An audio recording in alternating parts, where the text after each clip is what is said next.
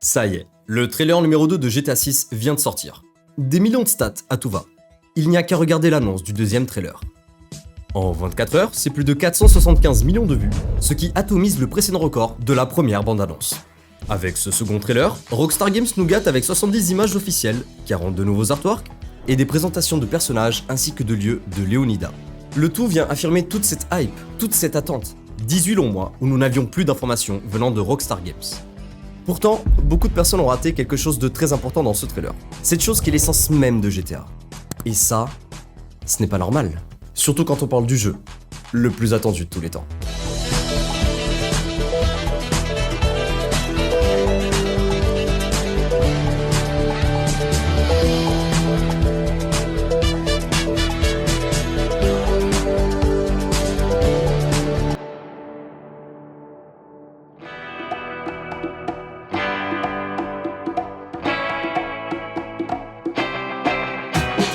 Quel a été pour vous le premier GTA ? Je me souviens plus jeune avoir vu GTA San Andreas chez mes cousins. Quand j'ai vu pour la première fois la jaquette, je ne comprenais pas vraiment ce qu'elle essayait de dire. Pourquoi autant d'éléments mélangés ? D'habitude, une jaquette se contente d'un héros bien centré, d'un paysage stylisé ou d'une explosion en arrière-plan. C'est très souvent épuré et sérieux. Rockstar, eux, font tout l'inverse. Quand j'ai joué pour la première fois à un GTA, j'ai très vite compris pourquoi avoir mis 4 tonnes de choses dans la jaquette. Parce qu'il est impossible de résumer le jeu à un seul élément. Et quand j'ai enfin pris la manette, j'ai fait ce que tout le monde fait sur San Andreas. Je me suis baladé dans cette carte immense, j'ai volé des véhicules, j'ai changé la coupe de Karl, j'ai tenté des missions, même si à l'époque je ne comprenais pas grand chose. Et à la fin de ma toute première session, j'ai compris 2 choses sur ce jeu. La première est que la boîte du jeu illustre ce qui est important dans GTA. La seconde chose est que ces éléments sont tout aussi importants les uns que les autres, et que c'est l'ensemble qui a fait GTA San Andreas. La jaquette n'avait pas menti, elle montrait tout parce que tout est important. Retirer l'histoire et la satire du jeu, on se retrouve dans les Sims en monde ouvert. Retirer le monde ouvert et les voitures, ça devient un Max Payne ou un LA noir. Voilà pourquoi ces éléments sont très importants et représentés dans les jaquettes de chaque jeu de la série GTA. C'est d'ailleurs un élément reconnaissable très facilement, une identité forte rien qu'à eux. Ok JP, mais pourquoi tu nous parles de ça ? Parce que ces souvenirs, nous sommes des millions à le partager. Que ce soit sur San Andreas ou d'autres épisodes de GTA, la formule est quasiment la même. Et il est important de comprendre son héritage pour le futur de la licence. Pour comprendre l'intégralité de l'histoire de la saga, je vous conseille de regarder ma vidéo sur le sujet intitulée « Le jeu le plus attendu de tous les temps ». Cette essence de GTA San Andreas, on la retrouve sur GTA 3, GTA Vice City, GTA Liberty City Stories, GTA Vice City Stories, et même sur GTA 4 et GTA 5. Ce qui va vraiment différencier les titres, au-delà du gameplay et de la carte, va être 2 choses. La première chose est évidemment l'évolution technologique. Depuis GTA 4, il est impossible de passer à côté de ça. La quantité de détails et de réalisme, toute la technologie derrière ces jeux qui poussent en permanence le jeu vidéo toujours plus haut, c'est à chaque fois un bond technologique énorme. Et ça, qu'on aime ou pas GTA, il faut admettre qu'ils ouvrent la voie aux prochains éditeurs qui pourront se servir de ces technologies pour les perfectionner. Le moteur de physique procédurale de GTA 4, le monde ouvert massif et la densité de PNJ de GTA 5, la physique ultra réaliste et l'écosystème vivant de Red Dead Redemption 2, tout ça est repris ou le sera par d'autres jeux vidéo. On en parlera plus tard pour GTA 6, tous ces nouveaux brevets déposés et à quel point il va pousser la technologie du jeu vidéo à un stade jamais atteint. Mais avant ça, parlons du deuxième point le plus important des GTA, son écriture, son histoire. Ça peut paraître cliché, mais si vous adorez autant GTA, c'est principalement pour son histoire. Oh, my N-word, huh? What's up, homie, huh? Oh. La manière dont chaque personnage est écrit, chaque intrigue nous est racontée, la satire d'un monde absurde. Si on reprend depuis le début, GTA 3, le premier GTA 3D, la satire était déjà présente, juste beaucoup plus subtile. Et pour des raisons évidentes, je ne parlerai pas de GTA 1 et GTA 2.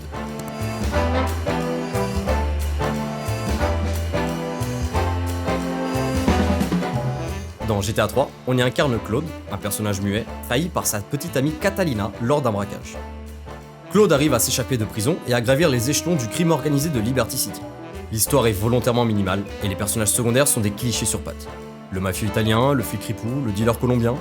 C'est surtout au niveau des radios du jeu que la satire s'exprime le plus. Au niveau des publicités, le jeu dénonçait déjà la société de consommation et de l'absurdité des services modernes. Pets Overnight était ma préférée, promettant la livraison d'animaux exotiques directement à domicile. Are you bored with man's best friend? Sorry, Fido, we're gonna have to drown you. Why not try man's first cousin? At petsovernight.com, we've got every primate in stock, from spider monkeys to gorillas. You'll love your new best friend. Mommy, Jim Jim bit me. Oh yeah, then you just bite him back then, okay, honey? Petsovernight.com, delivering little bundles of love in a box directly to your door. Mais la satire est aussi présente dans l'émission. Grâce à ça, on a pu jouer à des missions emblématiques et drôles dans ce GTA. Je pense notamment à l'une des plus appréciées par les joueurs, la mission Mike Lips Last Lunch. Dans cette mission, le joueur doit piéger la voiture de Mike Forelli avec une bombe pendant qu'il déjeune. Cette mission est déjà digne d'un film polar mafieux des années 60, mais surtout très absurde. Une fois la voiture piégée, on attend que Mike finisse son repas, monte dans la voiture, puis explose. Je dis absurde car on avait déjà le dénouement de la fin avant de le voir se dérouler. Grâce au slogan du fast-food où Mike vient de manger, il est écrit « Manger jusqu'à en exploser ». Mike Forelli, le mec qu'on vient de tuer dans la mission, est un stéréotype du mafieux glouton, vieux et lent, une figure de la vieille école. Le message ici est que la gourmandise de ce dernier le fera tuer. Mais évidemment, les polémiques étaient liées à la banalisation de la violence. Beaucoup accusent le jeu d'alimenter l'insécurité et d'inciter à des comportements violents. But of all the worrisome materials swirling about out there, Grand Theft Auto 3, one of the most popular, technically sophisticated, and graphic video games ever designed, may have given our generation of adults something new to worry about. Je ne parlerai pas des conséquences du 11 septembre dans ce jeu, puisque je l'ai déjà fait dans la précédente vidéo. Par contre, je parlerai d'une mission qui avait fait vaguement polémique à sa sortie, et qui a refait surface lors du remaster de GTA 3, sorti en 2021. Cette mission a notamment fait parler d'elle sur Twitter, où Claude, le personnage que l'on joue, doit tuer un protagoniste gay, qui a eu des relations sexuelles avec un ami du héros. Une mission qui aurait pu facilement sauter, d'autant plus que le personnage est une caricature qui multiplie les idées reçues avec un timbre de voix caractérisé et qui ne parle que des fesses du héros. Ce passage vient de cet article de Journal du Geek et de ce post sur X qui a visiblement sauté depuis. Et ça, c'est l'un des problèmes récurrents avec la série. Si déjà à l'époque ce genre de choses était mal vu, qu'est-ce que ça donnera dans le futur ? Le jeu ne se contente pas de viser des minorités. Effectivement, si c'était le cas, ce serait probablement problématique. Tout comme s'il visait uniquement un seul type de classe moyenne par exemple. Or, les GTA ont toujours revendiqué une posture provocatrice, utilisant la polémique comme un outil marketing. Selon Rockstar North, la série GTA vise à choquer et à satiriser la société contemporaine, abordant sans tabou des thèmes comme la criminalité, la corruption, la misogynie ou la xénophobie. Évidemment, ça n'a jamais empêché le jeu d'être censuré, et à l'époque, les niveaux de censure étaient très élevés et pouvaient différer d'un pays à l'autre. Meurtre de civils, exécution à la chaîne, missions sanglantes. Il était possible d'avoir des relations avec des prostituées pour gagner de la vie, et ensuite de pouvoir les tuer pour récupérer l'argent. Tout ça sans aucune morale imposée. Voilà pourquoi certains pays ont préféré censurer le jeu. Sachez qu'en France, en Allemagne et en Australie, le jeu est pas mal censuré. Pas d'effet de sang, pas de démembrement, les PNJ ne lâchent pas d'argent à leur mort, les missions carnage sont supprimées. La polémique autour du jeu était sans précédent. Jamais un jeu n'avait atteint un tel niveau de violence. Mais ça, c'est quand le jeu est disponible. Parce qu'en Malaisie, Émirats Arabes Unis, Arabie Saoudite et à la Thaïlande, toute la série GTA y est totalement interdite. Pourtant, vous allez remarquer quelque chose au fur et à mesure des jeux.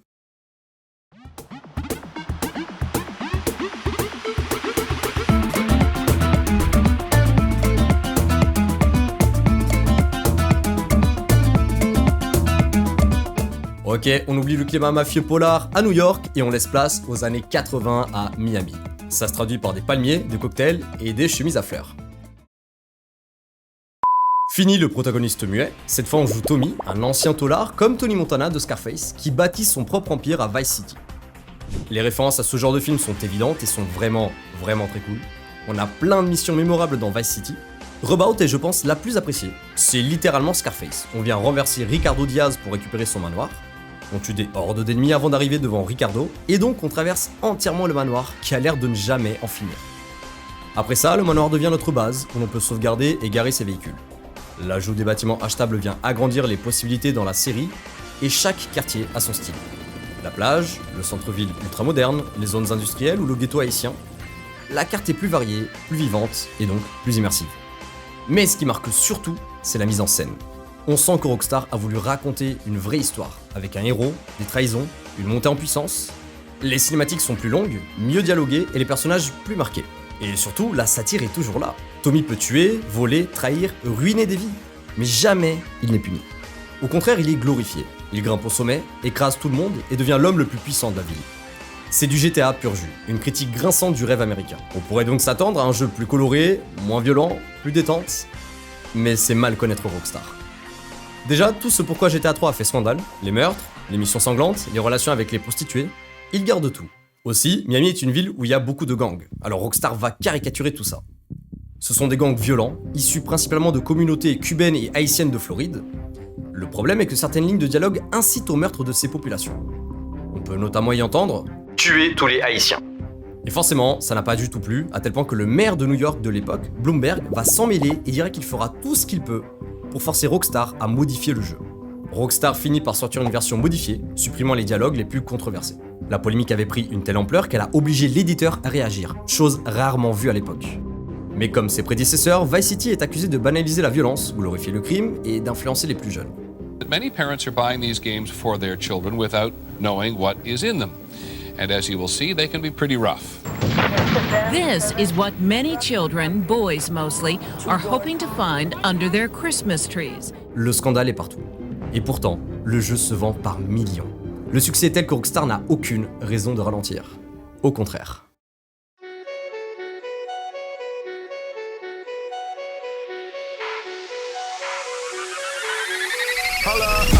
I'm on my grizzy, don't hit me, I'm busy. You not talking money, can't answer my phone. Spin the block, I'm looking dizzy. No one can outrisk me, your girl send me once and she gone. Man, my flow hit like a semi. I go dumb like Timmy, you know this the stuff I be on. Man, I've been getting the money, that bag just been calling, no reason, I'm back on my...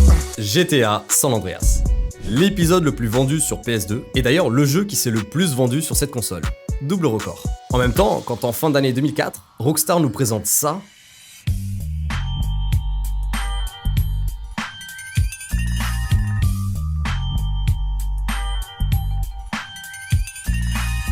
il y a réellement de quoi devenir fou. C'est simple, ils reprennent les éléments des GTA et les multiplient pour une overdose de dopamine à ne plus savoir quoi en faire. S'il fallait en moyenne 15 heures pour terminer GTA 3 et environ 20 heures pour terminer GTA Vice City, pour GTA San Andreas, il faudrait une moyenne de 30 heures, uniquement pour le mode histoire. Si on rajoute les quêtes annexes, on monte facilement à 50 heures. Et pour éviter une redite de ma précédente vidéo sur le sujet, je vous colle juste ce passage de 15 secondes qui détaille les différentes activités secondaires. En résumé, on peut jouer à plusieurs mini-jeux comme les bornes d'arcade, le billard, le casino, faire du basket, du parachute, de la photographie, du graffiti, prendre des cours de conduite pour les différents véhicules et du cambriolage, et on peut tuner son véhicule. Mais encore une fois, pourquoi on adore autant cet épisode, au-delà du fait que la carte soit immense et qu'il y ait une tonne de choses à faire dans le jeu, c'est son histoire. À cause de certaines missions dans GTA Vice City, Rockstar a été accusé de véhiculer des messages racistes. Dans GTA San Andreas, Rockstar a clairement voulu aller plus loin en assumant et en exposant frontalement les problématiques de racisme, discrimination et de brutalité policière. C'est pourquoi dans cet épisode de la série, on incarne Carl Johnson, CJ, un afro-américain issu d'un quartier défavorisé. C'était rare de jouer un personnage de couleur, surtout en 2004. Ce choix a permis de traiter la question du racisme de l'intérieur à travers le regard du héros. Et donc pour une fois, depuis l'histoire des GTA, on a finalement un personnage humain sur qui on peut s'attacher. Malgré l'absurdité de certaines missions, on ressent une écriture bien plus mature et sociale. Rockstar tape sur les élites, le système judiciaire, les banlieues riches, les milieux du showbiz et sur l'Amérique hypocrite, thème qui reviendra à chaque jeu de la saga. Et dans tout ça, nous avons CJ, un personnage plus humain et parfois victime du système. Au lieu de dénoncer la corruption policière via un spot au radio ou une mission annexe, Rockstar a décidé d'en faire un arc à part entière dans le jeu. Et ça a beaucoup plu aux joueurs. Dès l'introduction, on comprend que CJ est revenu à Los Santos après avoir appris l'assassinat de sa mère. Mais avant même de pouvoir quitter l'aéroport, il se fait interpeller par deux policiers, Frank Tenpenny et Eddie Pulaski. Il le piège en l'accusant d'un meurtre d'un policier, puis le relâche en territoire hostile des Ballas, le gang rival de la famille de CJ. Ces policiers corrompus vont se servir de CJ tout au long du jeu, jusqu'à lui demander d'assassiner un journaliste qui enquête sur la corruption dans la police. Et tout cet arc est inspiré d'un des événements majeurs de l'histoire américaine. Rodney King Riots. Le 29 avril 1992, des émeutes éclatent un peu partout à Los Angeles. La raison ? L'acquittement de 4 policiers blancs accusés d'avoir violemment frappé Rodney King, un automobiliste afro-américain, lors d'une arrestation filmée un an plus tôt. Ce verdict a provoqué une immense vague de colère dans les quartiers populaires, principalement afro-américains et hispaniques, qui dénonçaient depuis longtemps les violences et discriminations policières. Les manifestations ont rapidement dégénéré en émeutes, pillages, incendies et affrontements armés. Durant 6 jours de chaos, la police s'est retrouvée débordée. La garde nationale et même l'armée ont été appelés en renfort.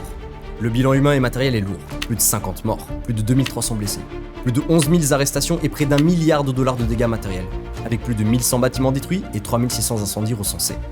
Dans le scénario du jeu, l'acquittement du corrompu officier Tenpenny déclenche une vague de colère et des émeutes dans les quartiers défavorisés, tout comme l'acquittement des policiers dans l'affaire Rodney King, qui a provoqué les émeutes de 1992. D'autres missions viendront aussi dénoncer les problèmes de drogue, de gangs, la fracture sociale, et la seule réaction véritablement humaine dans ce monde absurde est celle de CJ. Voilà pourquoi on s'attache énormément au personnage. Le problème est que beaucoup vont y voir des stéréotypes raciaux dans l'univers de San Andreas. D'après une étude publiée dans le journal académique Games and Culture, menée auprès de plusieurs groupes de jeunes joueurs, une chose est claire, ils ne reçoivent pas ces images passivement. En d'autres termes, la représentation des communautés afro-américaines et latines du jeu comme des foyers de violence et de criminalité renforce des stéréotypes discriminatoires et offre aux jeunes adolescents des modèles négatifs. Dans le jeu, de nombreuses missions consistent à voler, commettre des actes de violence ou participer à des guerres de gangs. Les dialogues, la musique et l'ambiance générale du jeu mettent en avant une culture urbaine stéréotypée, parfois caricaturale, avec beaucoup de références à la violence, la pauvreté et l'exclusion. Mais ce qu'on oublie souvent, c'est que CJ ne choisit pas vraiment cette vie. Il est poussé dedans. Il est manipulé par la police, menacé par les gangs, et même culpabilisé par son propre frère qui lui reproche d'être parti vivre ailleurs. Sweet, son grand frère, lui répète que le gang a besoin de lui, qu'il doit rester, qu'il doit se battre pour Grove Street. Contrairement aux autres protagonistes de GTA, CJ ne veut pas de cette vie, mais il n'a pas le choix. Et c'est ça qui rend son histoire aussi forte. CJ est le seul personnage de GTA qui réagit comme une personne normale dans un monde absurde. Il n'est pas cynique, ou fou, ni détaché. Il veut juste survivre, protéger les siens et s'en sortir. Rockstar a tiré beaucoup de leçons avec cet épisode, et a compris que leur produit culturel en tant que jeu vidéo doit évoluer avec la société. Elle invite une réflexion sur la satire, la responsabilité sociale des créateurs, la diversité des points de vue des joueurs et la nécessité d'une écriture plus nuancée pour éviter de renforcer les clichés qu'on prétend critiquer. À partir de maintenant, les créateurs de GTA ont compris que leur œuvre était scrutée non seulement comme un produit de divertissement, mais aussi comme un objet culturel capable d'influencer les perceptions. Alors le défi est comment garder un ton absurde, des missions et des dialogues toujours drôles, tout en faisant une histoire plus mature. Parce que cette réflexion a eu un énorme impact sur l'épisode le plus incompris de la série. «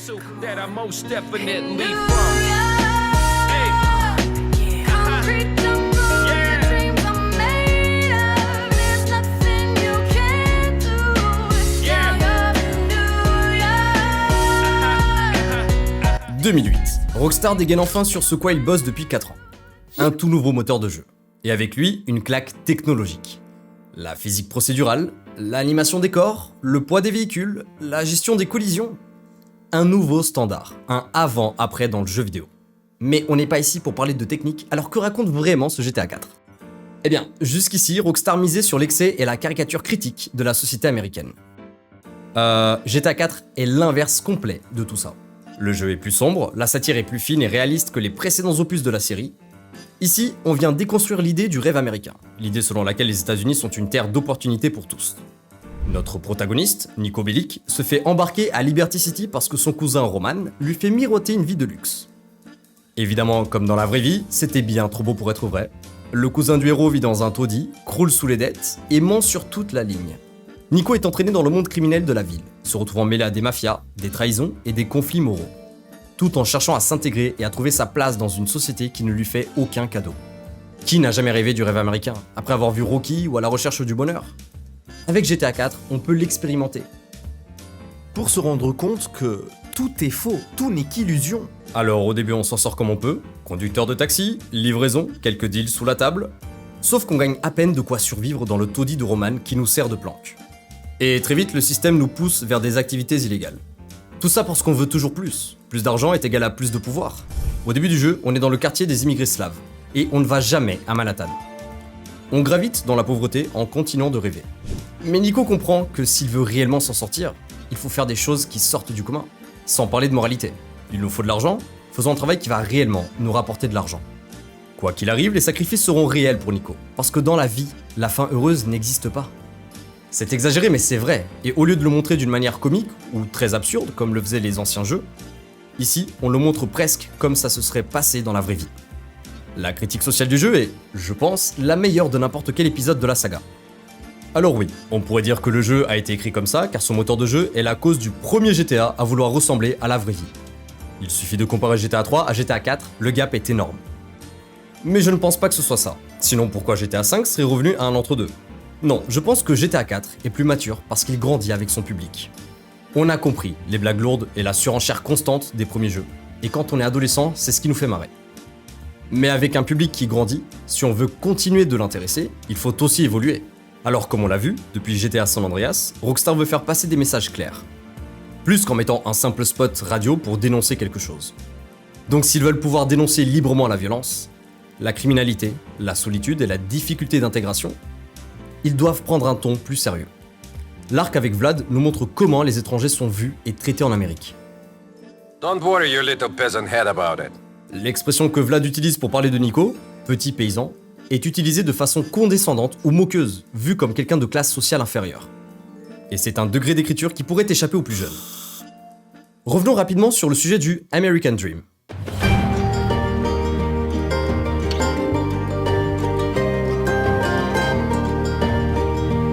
Ok, si je vous demande quel est le symbole à New York qui représente le rêve américain, est-ce que vous connaissez son histoire?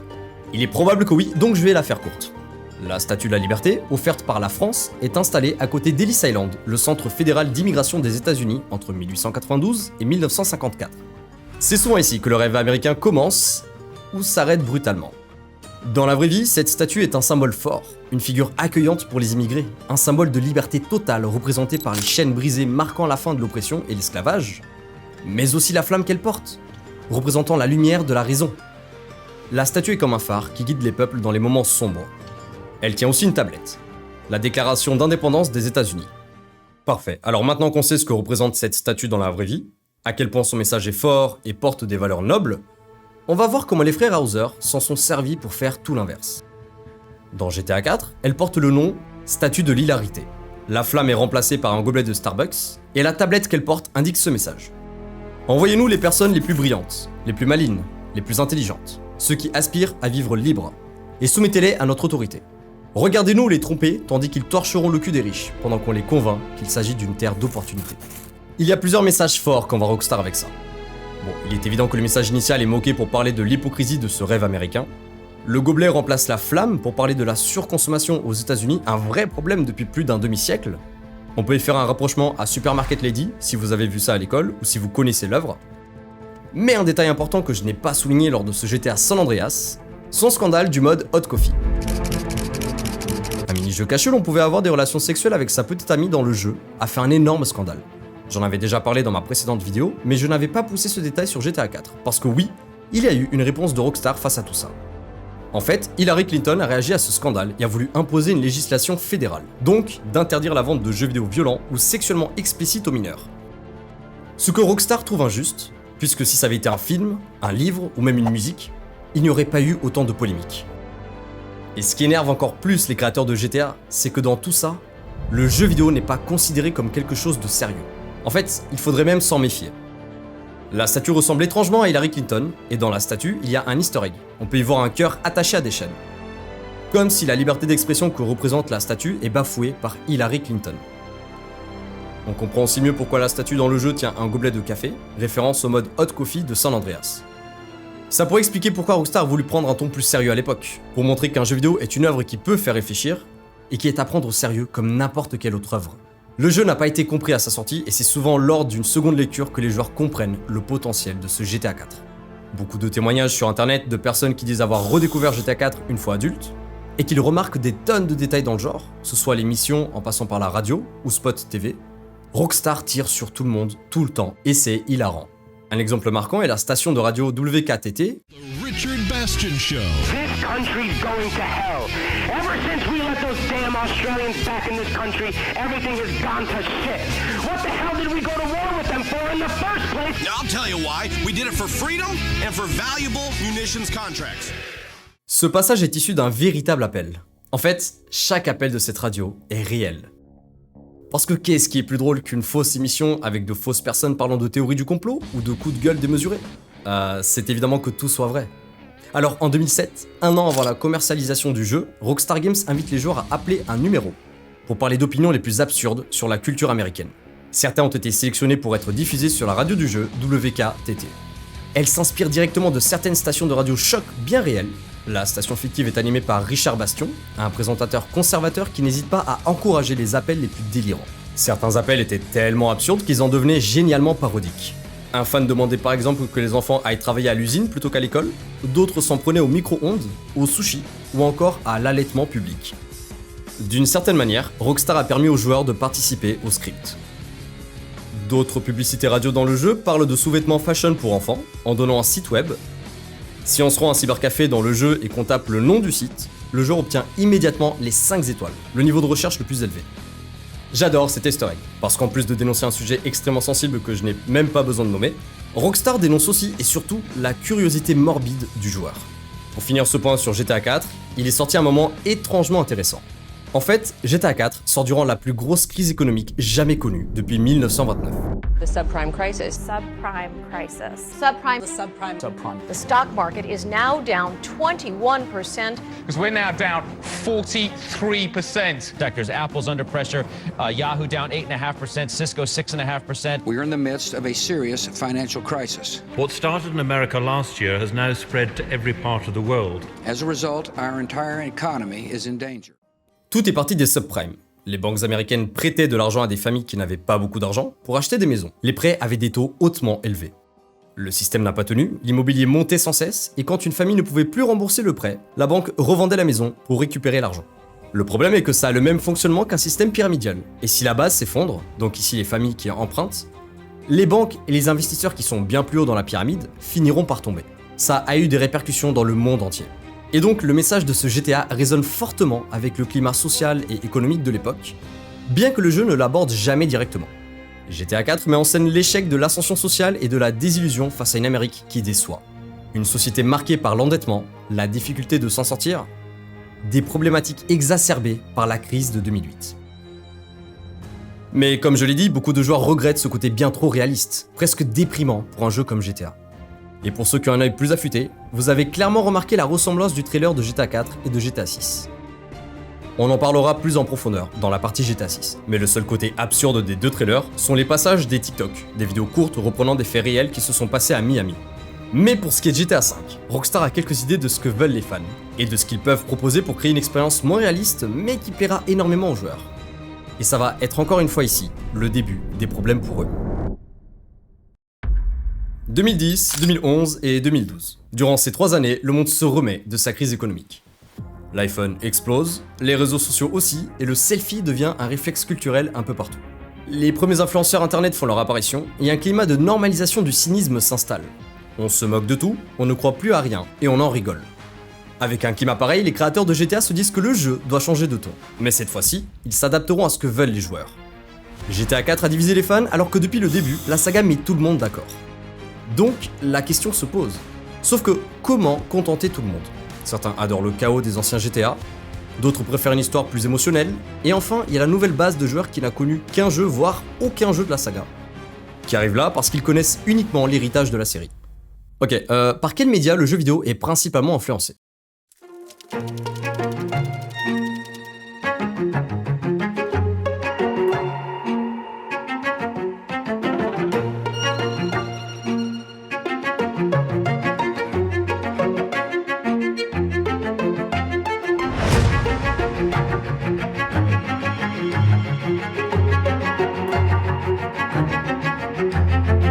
Si le cinéma influence tant le jeu vidéo, c'est parce qu'il permet de renforcer la narration, parce qu'il a plus d'une décennie d'avance et qui a permis de montrer, raconter et faire ressentir des choses à travers une simple pellicule.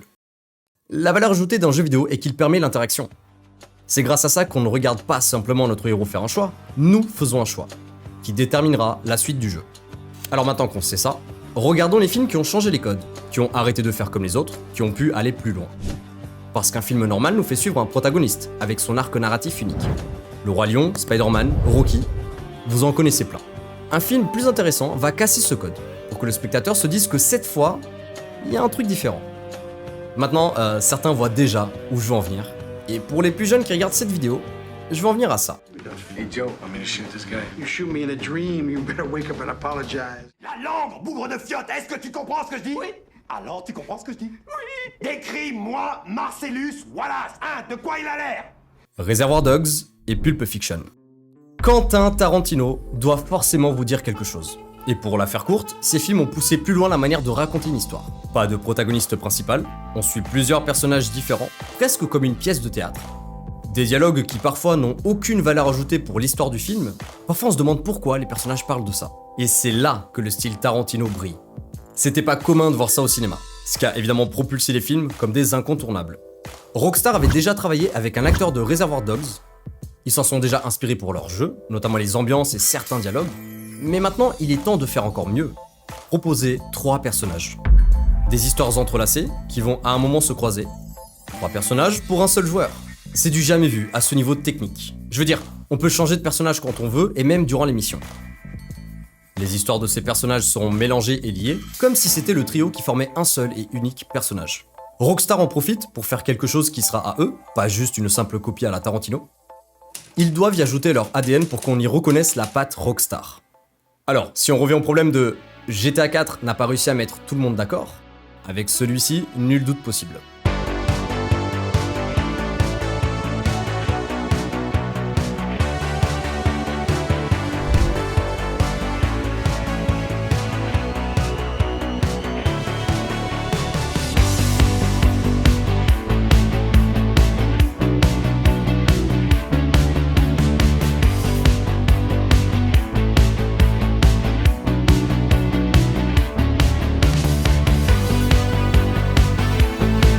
Alors chez Rockstar, ils se disent « On va adapter chaque profil de joueur à ces nouveaux héros de GTA V.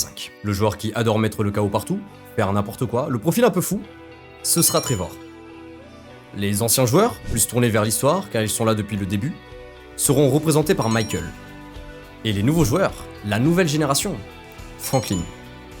Rockstar n'a jamais affirmé complètement ça, mais on va y venir. On le remarque car dans le mode histoire, ça se confirme. Et j'en vois déjà certains venir... Oui JP, mais la première mission du jeu, c'est pas du tout ce que tu viens de dire. Alors en fait, c'est la bande-annonce. Cette mission est là pour dire à quoi va ressembler votre aventure. Et qu'elle est bien loin de celle de GTA 4. La première mission de GTA 4 est une mission où l'on ramène Roman chez lui, avec quelques dialogues et la révélation du manoir de luxe du cousin de Nico. La mission était impressionnante à l'époque pour son réalisme, mais je peux comprendre que pour certains joueurs maintenant, ce soit banal. Et l'introduction de GTA 5 alors. Explosion, braquage, explosion, conduite, fusillade, mort, setup. Parce que plus tard, plot twist, Trevor apprend que Michael est en vie, mais revenons à l'intro du jeu. Elle est bien plus nerveuse, et le message qu'envoie Rockstar est « Bienvenue dans un film hollywoodien, vous allez en prendre plein les yeux ». Ensuite, tout se passe avec Franklin, la nouvelle génération et l'ascension sociale, celui qui découvre l'univers GTA. Quelque part, on découvre tous pour la première fois ce GTA, même en ayant joué aux anciens jeux. On sait que les dialogues sont toujours exagérés, que les personnages sont extrapolés, que les missions partent toujours dans tous les sens. C'est pour ça que Franklin a l'air surpris ou désemparé par moments, alors que pour les autres, c'est tout à fait normal. Et donc ce joueur-là commence en bas de l'échelle sociale. Des vols de voitures, quelques guerres de gang au fond pas si méchantes, et des boulots mal payés. Quand on arrive à Michael, c'est déjà autre chose. Lui a déjà sa maison, sa vie de famille, il est retraité de ce vécu, et on sent l'expérience de sa vie de voyou lorsqu'il rencontre Franklin et Simone pour la première fois. Il apprend à Franklin comment faire des braquages facilement et gagner beaucoup d'argent très rapidement. Ses missions à lui sont toujours très théâtrales, comme si on était dans un film hollywoodien. Ce sera d'ailleurs un arc dans le jeu, pour se moquer des productions américaines. Michael est donc le joueur nostalgique. Et finalement, on arrive à Trevor, qui représente notre joueur qui adore semer le chaos et qui est imprévisible. Première mission de Trevor ? Meurtre, trahison, massacre. D'ailleurs, vous avez aimé le DLC de GTA 4 ? Alors voilà ce qu'en fait Rockstar.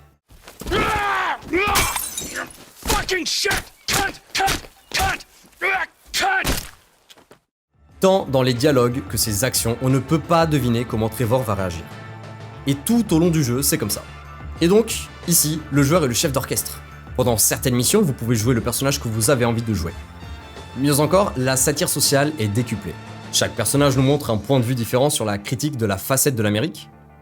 Et d'ailleurs, la satire, qu'en est-il dans ce GTA V ? Toujours cette quête de l'argent et ce fameux rêve américain version Los Angeles, réussir dans le cinéma ou sur internet. Sauf qu'ici c'est le fake it until you make it. L'important c'est la forme, l'image avant l'idée. Ce qui est quand même drôle, puisque depuis quelques années, c'est exactement ce qu'est devenu internet. Certaines missions dénoncent l'obsession pour l'argent, le culte de la célébrité, les inégalités et les dérives politiques et médiatiques. C'est sur ces derniers points que le jeu satirise le plus. Ok, par exemple, depuis 2020, des milliers d'influenceurs vous vendent des formations pour vous enrichir en faisant du commerce sur internet. Sauf qu'à l'époque, ces formations, c'était du trading, des promesses comme quoi vous allez devenir richissime en faisant les bons investissements. Ok, comment Rockstar se moque de ces gens-là? En vous donnant la méthode pour manipuler la bourse, bien sûr. Et c'est pareil avec les réseaux, toujours avec Franklin, qui traque les célébrités locales, parodiant la fascination malsaine pour la vie privée des stars et la course au buzz médiatique, sujet qui est toujours d'actualité. La télé-réalité n'y échappe pas, Michael et Trevor assistent à une émission de télé-réalité pour retrouver la fille de Michael, qui cherche la célébrité à tout prix. La mission tourne en ridicule les émissions type American Idol, et la soif de reconnaissance publique, tout en dénonçant le voyeurisme et la médiocrité des médias de masse. Tout est tourné au ridicule, entre le film d'action hollywoodien et les American shows toujours plus tordus les uns que les autres. Et au milieu de tout ça, la critique de Rockstar va plus loin que « Oh, regardez comme la société est débile et comment vous êtes tous débiles et que tout est débile ». Pourtant c'est normal de s'arrêter à ce constat tant les médias et les acteurs qui sont contre GTA essaient de tourner le jeu en ridicule.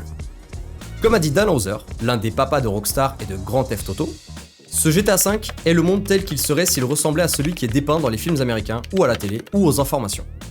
GTA V ne fait que montrer comment ces médias voient la population, hystérique, hyperactive et méprisant l'intelligence des gens. Ces mêmes médias s'attaquent à GTA parce que c'est la seule défense possible face à une réalité qu'ils ne veulent pas assumer. Évidemment, que dire des pubs de GTA V? Elles sont l'ADN même de la satire de GTA. Les deux les plus connues et préférées des fans sont celles parodiant Facebook avec Life Invader. Il y a aussi les pubs de produits de consommation comme Icola pour Coca-Cola ou Burger Shot qui parodie McDo et Burger King, toujours dans le même ADN. Et pour finir, Ammunition, on connaît tous la fascination américaine pour les armes à feu et la défense personnelle, avec des messages ultra patriotiques et absurdes. Ce genre de tacle, Rockstar le fait depuis déjà pas mal d'années. Mais là où le jeu brille encore plus, c'est sur des missions comme Dans les règles. Vous savez, la mission qui a fait polémique à la sortie de GTA V. Celle où Trevor torture Monsieur K pour obtenir des informations. Ok JP, mais on te suit pas du tout. Très bien. Dans cette mission, le FIB nous oblige à torturer quelqu'un qui est prêt à coopérer. Monsieur K est prêt à nous donner toutes les informations dont nous avons besoin. La réponse de Trevor est la suivante. Toute la mission est basée sur ça. On le torture en premier et ensuite il nous donne les informations parce qu'on lui pose les questions. Chose qui est ridicule, je veux dire, il est déjà prêt à coopérer. Le fait de lui faire du mal est de le forcer psychologiquement à un état où son instinct de survie l'oblige à donner les informations. Sauf que là il nous les donne déjà en fait. Par exemple, à ce moment où le FIB demande à Trevor de lui parler d'un certain Tahir Javan, et que Monsieur K dit que personne ne lui avait demandé avant, et donc dévoile tout. Rockstar a fait de cette mission une satire féroce des méthodes des agences gouvernementales américaines, notamment le waterboarding, bien que nié par la plupart de ces agences. Le scandale de la torture aux États-Unis. Début décembre, le Sénat américain a publié un rapport qui a provoqué beaucoup d'émoi dans le pays. Les actes de la torture de la CIA. Après le 11 septembre, au nom de la lutte contre le terrorisme, l'agence américaine de renseignement a torturé pendant des années des dizaines de personnes au mépris des lois et de toutes les conventions internationales. Le rapport est édifiant, accablant pour la CIA. Les scènes sont insoutenables parce que Monsieur K coopère, il est prêt à nous aider et pourtant, le jeu nous oblige à le torturer et à regarder. Trevor, bien qu'il soit fou, montre son humanité en sauvant Monsieur K à la fin de la mission. Il dira même ceci. Les médias et le gouvernement veulent nous faire croire que la torture est nécessaire, qu'on en a besoin pour obtenir des informations. Le message est très fort. Malheureusement, la polémique aussi a été très forte. Il est vrai que visuellement, ça peut en déstabiliser plus d'un, puisqu'on est impliqué dans l'action. On doit faire certaines combinaisons avec la manette pour pouvoir torturer Monsieur K. Aussi, certaines associations ont déclaré que Rockstar forçait le joueur à devenir tortionnaire. Bon, pour ces deux points, je ne suis pas totalement d'accord. Alors oui, ça peut être déstabilisant. Mais il me semble que sur la jaquette, il est écrit PEGI 18, donc le jeu respecte ça. Ensuite, le message que nous fait passer Rockstar n'est pas que c'est cool de torturer des gens pour le plaisir, mais plutôt comment les institutions dans la vie réelle s'occupent de certains prisonniers au détriment d'une information qui parfois n'existe pas. La manière dont le fait Rockstar peut être militaire, mais ils ont toujours fait ça depuis que la saga existe. C'est toujours plus impactant de le voir que de le lire ou de l'écouter comme au cinéma. Ça me rappelle d'ailleurs le jeu le plus censuré de l'histoire qui vient aussi de Rockstar et qui non, n'est pas un GTA. J'en ai parlé dans ce short, Manhunt 2, un jeu très visuel sur des meurtres et tortures, a été censuré absolument partout. Ces scènes, pourtant banales au cinéma, dans le genre horreur, sont toujours tabous dans les jeux, destinés à un public majeur et averti. Malgré les demandes de suppression de la mission, elle est toujours dans le jeu, sauf pour quelques pays qui censurent aussi pas mal de choses côté GTA V. Par exemple, au Japon, la scène de torture a été modifiée, la séquence est coupée, et le joueur ne contrôle plus directement les actes de torture. Ce sont des choses qui arrivent, notamment depuis déjà les premiers GTA avec souvent les mêmes pays. Cependant, du contenu coupé à la sortie du jeu, voire même modifié après une ressortie sur nouvelle console ou version PC, il y en a. Parfois, c'est simplement pour éviter des problèmes de rythme ou de cohérence, le studio préfère faire le ménage pour garder une narration plus fluide. Ça peut être aussi pour éviter des problèmes techniques, voire budgétaires. Telle fonctionnalité peut causer des bugs lorsqu'elle est activée. Dans GTA V, on aurait pu désarmer les ennemis. Mais peut-être que ça causait des crashs de machines ou que la fonctionnalité était très gadget, peu utilisée et a donc été supprimée. Sauf que parfois, ça touche aussi des dialogues. Par exemple, la mission avec Michael et son fils, lorsqu'ils vont louer un vélo. Beaucoup de lignes de dialogue ont été coupées, notamment lorsque Michael rigole du poids de son fils. D'ailleurs, toute cette mission possède des dialogues qui ne sont plus disponibles depuis les consoles de 7ème génération. Toujours dans les ressorties du jeu, Rockstar a retiré du contenu offensant du jeu. Alors ce n'est pas la première fois que ça arrive, on l'a vu en 2004 avec Vice City, soit 2 ans après la sortie du jeu. Ici c'est GTA V, et c'est uniquement la suppression de dialogues jugés transphobes. En fait, Rockstar a supprimé des PNJ, notamment des drag queens devant la boîte de nuit Cockatoos, et leurs dialogues associés. C'est également le cas pour les affiches collées au mur de cette boîte de nuit. D'ailleurs, ce n'est pas la première fois que l'entreprise retire du contenu controversé de GTA V. C'était déjà le cas avec ses drapeaux, remplacés par des drapeaux américains. Autre chose qui a été retirée avant la sortie du jeu est l'application Hush Smush. Dans l'univers de GTA V, Hush Smush est une application de rencontre à la Tinder, dont le but est de matcher des PNJ féminins et de débloquer des scènes interactives. Durant une session, le joueur reçoit des messages de pub de ce site sur son téléphone, et peut ensuite discuter avec une fille pour obtenir un rendez-vous. Alors les raisons de pourquoi ce contenu n'est pas dans le jeu sont assez évidentes. Rockstar n'a pas voulu risquer une notation encore plus élevée de sa classification. Ajouter une application de sexe en ligne sur un smartphone de jeu aurait déclenché une vague de critiques supplémentaires dans les médias. Le studio a voulu éviter une controverse inutile. Mais il est possible de voir cette application dans le jeu. Michael peut accéder à l'application sans réellement l'utiliser, mais il peut voir que sa femme Amanda l'a utilisée pour le tromper. C'est purement narratif. Tous ces éléments montrent une évolution côté Rockstar. Il faut être plus prudent, prendre l'attention du bon côté et non plus faire polémique pour uniquement faire parler. Rockstar à ce moment-là, en 2013, sont des géants connus et reconnus à travers le monde. Qu'est-ce qu'il pourrait faire pour qu'une partie du public se retourne contre lui ? Quand on a parlé du contenu coupé, annulé, beaucoup de gens, encore maintenant, ont en travers la promesse des DLC de GTA V. Et je ne parle pas du multijoueur, je parle du solo de GTA V. Tout comme GTA 4 qui a eu le droit à 2 DLC, l'histoire de GTA V aurait dû obtenir aussi plus de 8 DLC différents. Et vous voulez savoir le pire ? On a su ce que devaient contenir ces DLC, suite au leak massif et au hack de Rockstar en début d'année 2023. J'en parle dans cette vidéo que je vous mets en fiche. Bien sûr, le profit de faire les DLC pour le monde en ligne est bien plus rentable et permet de générer des milliards pour Rockstar. Certains DLC ont pu d'ailleurs se retrouver dans le mode online. Par exemple, le DLC annulé nommé Agent Trevor est grossièrement toutes les missions braquage fin du monde. Ce n'est pas vérifié par Rockstar, mais d'après les sources, ce DLC a été recyclé. Par contre, il en est moins sûr pour les autres. Le DLC Mission d'assassinat aurait pu être la continuité des missions avec Franklin, lorsque Lester nous demande d'aller tuer telle ou telle personne pour manipuler le cours de la bourse. Bon ok, dans le online, c'est la mise à jour Le Contrat qui a exactement le même pitch. Encore une fois, le contenu est renouvelé. Prologue DLC n'a pas été recyclé par contre. Celui-ci aurait dû nous faire revenir à North Yankton, où se déroule le prologue de GTA V. Il se pourrait que ce DLC explore les faits avant la réalisation du braquage de Michael, Trevor et Brad, ainsi que sur la trahison de Michael à ses coéquipiers, avec la possibilité de découvrir la petite ville de Ludendorff. Relationship Pack, celui-ci est marrant, on n'a pas beaucoup d'informations, mais est-ce qu'il ne serait pas lié à l'application dont j'ai parlé un peu avant ? Certains spéculent sur un DLC un peu à la Sims, mais j'y crois moyen, enfin ce n'est pas du tout dans l'ADN de Rockstar de faire ça. Entreprise Pack, celui-ci aurait dû nous permettre de créer son entreprise et d'en faire un empire. Au final, c'est peut-être devenu le système d'organisation de GTA Online. Le Manhunt Pack, on peut se douter de missions bien plus visuelles comme celle de la torture, mais on n'a pas plus d'informations. Et aucun DLC du mode en ligne semble s'en rapprocher. Norman Pack, aucune info, mais les 2 derniers DLC sont les plus intéressants. Zombie Apocalypse et Alien Invasion. 2 extensions plus délirantes, non canoniques, où Los Santos aurait été envahi par des zombies ou des extraterrestres.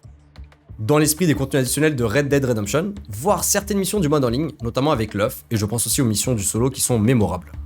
Pour finir, Liberty 5, le retour de la carte de GTA 4 dans le style de GTA 5. Et on a une image officielle, par un développeur qui l'a supprimé quelques temps après d'internet. Heureusement, on en a encore une trace. On voit que c'est bien le moteur de jeu de GTA 5 sur ce qui semble être Central Park. Et ça ne vous rappelle rien. Il y a quelques temps, des modeurs ont fait un mode fusionnant la carte de GTA 5 et celle de GTA 4, avec possibilité d'y aller en avion et d'avoir les véhicules d'une carte sur l'autre et inversement. Ce mode a été strike par Rockstar et retiré d'internet. Donc si vous avez ce mode sur votre PC, ne faites pas de mise à jour du jeu, parce que sinon vous allez le perdre à jamais. Ça coïncide avec la rumeur que le studio cherche à faire un remake ou un remaster de GTA 4 sur les nouvelles consoles. Mais j'en entends certains en fond me dire « Oui JP, tu dévies du sujet, qu'est-ce que ça a à voir avec la satire des GTA ?» En fait ça a tout à voir. Parce que Rockstar deviennent ce qu'ils critiquent. Critiquer un système qui n'est là que pour l'argent, perdre la confiance des joueurs et continuer de lapider le moindre centime du client. A votre avis, pourquoi les DLC solo ont été annulés? Pas par manque d'idées, parce qu'on les connaît, et non plus par manque de joueurs parce qu'ils sont là. Mais parce que GTA Online rapporte plus. Si Rockstar avait vraiment voulu respecter l'héritage de sa propre série, on aurait eu ces DLC en plus du mode en ligne, pas à la place. Et maintenant, Rockstar devient peu à peu Nintendo. Quand vous travaillez sur un mode pour rendre le jeu amusant, vous recevez une lettre de l'entreprise vous demandant d'arrêter tout de suite, sinon c'est direction le tribunal avec une armée d'avocats. Je me souviens d'une époque où même sur GTA V, il était possible de faire des Mario Kart, où l'on pouvait importer des véhicules réels pour accentuer le réalisme même dans le roleplay. GTA est le jeu où on peut tout et rien faire, en commençant par le joueur qui veut jouer dans les règles, à celui qui utilise des codes de triche pour faire n'importe quoi. GTA est le jeu où quand on lance une mission, on sait qu'à un moment, ça va partir dans tous les sens, sans pour autant délaisser le message qu'il veut passer. GTA est le jeu qui nous marque par son gameplay, mais aussi et surtout par son décalage et sa satire. Et depuis GTA Online, on le perd peu à peu. Déjà dans GTA 3, les missions, bien qu'elles soient peu variées, portent de vrais messages. Une mission pouvait dénoncer un problème social, tourner en ridicule une institution, ou critiquer l'obsession de la réussite. Mais depuis l'émission de GTA Online, on perd ce côté subtil et moqueur de la société, et de certains stéréotypes clichés comme le rêve américain. Le propos est délaissé au farming dans le online. Parce que bien sûr que le mode en ligne est en partie responsable, et à cause de Rockstar. Vite, sortons d'autres DLC et missions pour que le joueur n'ait pas le temps de farmer suffisamment d'argent et préfère utiliser la carte bancaire pour tout débloquer à 80 €. Tout ça a permis à Rockstar de générer pas moins de 8 milliards de dollars depuis le lancement de ce GTA. C'est énorme. Et ça nous amène à une question. Comment vont-ils gérer GTA 6 et son prochain mode en ligne? Aura-t-on un mode solo plus posé, moins centré sur l'histoire, mais rempli d'activités facilement transposables dans le futur online? Je m'explique, on sait déjà qu'il y aura pas loin de 70 activités à faire dans le jeu. Ces activités peuvent être faites dans le solo, exemple de la pêche, de la plongée. Ces activités seront aussi dans le online de ce nouveau GTA. Alors la question est, va-t-on perdre des dizaines d'heures d'histoire pour avoir accès à plus de choses à faire en termes d'activités? Parce qu'il faut comprendre que GTA 6 Solo est une énorme bande-annonce pour leur vrai jeu. Le multijoueur. Regardez, on peut personnaliser l'intérieur d'une maison, vous pourrez aussi le faire dans le online. Vous avez vu, on peut jouer au basket avec Jason et Lucia, ce serait pas beaucoup plus amusant avec vos amis? Des dizaines d'heures de films dans les salles de cinéma ou à la télévision dans le jeu. Posez-vous avec vos amis dans le online pour en profiter encore plus. On va en parler tout ça, de toutes ces activités, les nouveautés du trailer et la peur des joueurs sur l'évolution de la série. Mais revenons brièvement à GTA V et son online. Pour les sceptiques qui pensent que j'exagère mon propos sur le fait que Rockstar met bien plus en avant le online que le solo, si vous avez la dernière PlayStation ou la dernière Xbox, allez sur le store et essayez d'acheter GTA V. Vous allez voir un truc intéressant. Je vous mets une image ici. Y'a rien qui vous choque? C'est bien un pack contenant GTA V et le GTA Online. GTA Online est le produit de base, avec son add-on GTA V, le solo. Donc, le multijoueur est la raison principale de GTA, le solo est là pour satisfaire un certain type de joueur. C'est une vitrine, la bande-annonce des possibilités du jeu pour le multijoueur. Si maintenant on fait un parallèle avec Red Dead Redemption 2, sorti en 2018, soit 5 ans après GTA V et son online, ça devient encore plus intéressant.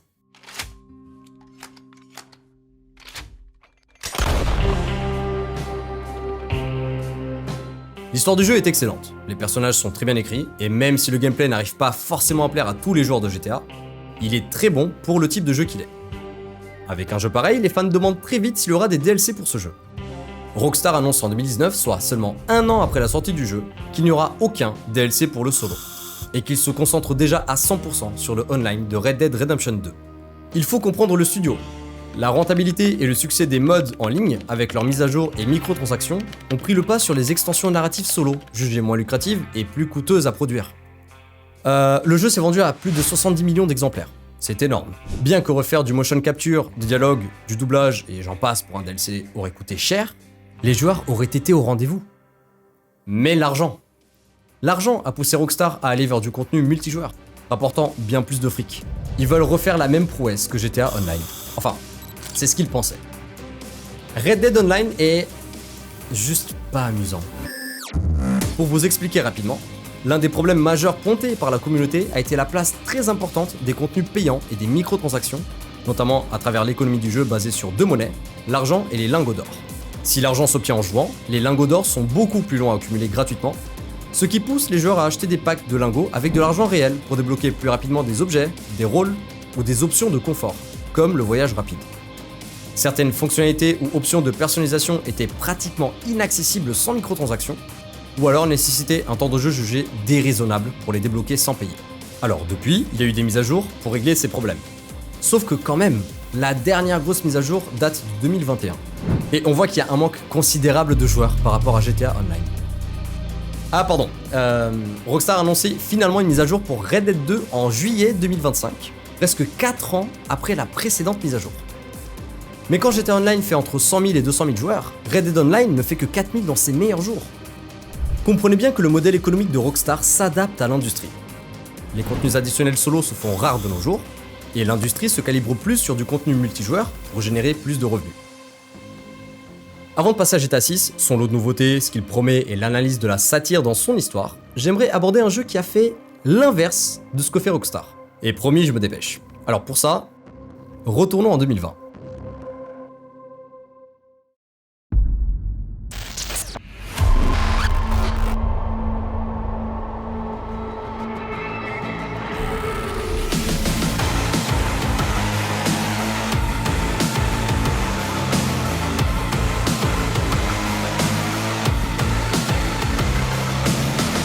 Comment ne pas passer à côté de ce mastodonte qui est Cyberpunk 2077 ? Tout le monde le sait, mais le jeu est sorti dans un état catastrophique et la plupart des promesses du jeu n'ont pas été tenues. Le mode multijoueur, pourtant annoncé officiellement par le studio, a été annulé l'année suivante. Il devait grandement s'inspirer de GTA Online. Le studio a préféré se concentrer sur la correction des bugs et rendre l'expérience la plus agréable possible pour le joueur. Ils auraient pu tout abandonner, mais ils ne l'ont pas fait. Mieux encore, en 2023, après avoir abandonné ses deux grosses extensions à l'instar de celle dans The Witcher 3, CD Projekt, le studio, revient avec ça. Phantom Liberty. Un DLC solo qui a grandement relancé l'intérêt pour le jeu et qui a relancé beaucoup de ventes de Cyberpunk 2077. On sait que ça coûte très cher, que c'est peu rentable de faire une extension de la sorte. Je veux dire entre le motion capture, l'écriture d'un nouveau scénario, les dialogues. Ils ont expliqué ces choix stratégiques et j'aimerais tellement que Rockstar Games s'inspire de ça pour le futur de GTA, mais aussi et surtout pour les différents jeux venant de Take-Two.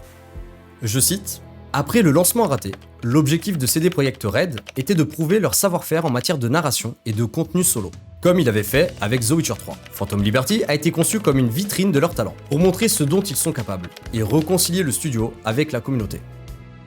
La sortie de ce DLC fait du bien aux jeux vidéo. Phantom Liberty a atteint 3 millions d'exemplaires vendus en une semaine, puis plus de 8 millions en un peu plus d'un an et a dépassé les 10 millions de copies vendues à l'échelle mondiale au printemps 2025. Un joueur sur 5 possédant le jeu de base a acheté le DLC, un ratio jugé très élevé pour une extension sortie plus de 2 ans après le lancement du jeu principal. Bien sûr qu'une mise à jour en ligne avec moins de contenu aurait rapporté plus d'argent, mais les souvenirs laissés par ce DLC a marqué les joueurs l'ayant fait. C'est presque une lettre d'excuse pour le lancement de Cyberpunk 2077 et ça, les fans ne l'oublieront jamais. Et c'est exactement ce que les joueurs veulent pour le prochain GTA. Je ne dis pas qu'il ne faut pas de online, mais on aimerait qu'il y ait un juste milieu. Pour qu'on puisse profiter d'une histoire écrite à la manière dont ils l'ont toujours fait, et non pas des missions online avec des blagues forcées ou un scénario pas non plus convaincant. Alors voilà où on en est.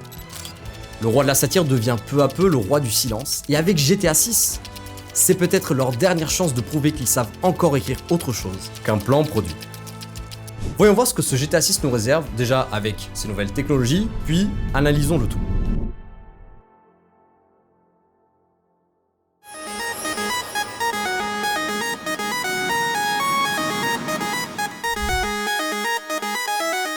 Bon, la question qui me vient en tête est comment un jeu vidéo peut coûter plus cher que la plus grande tour du monde ? On parle de 2 milliards de dollars.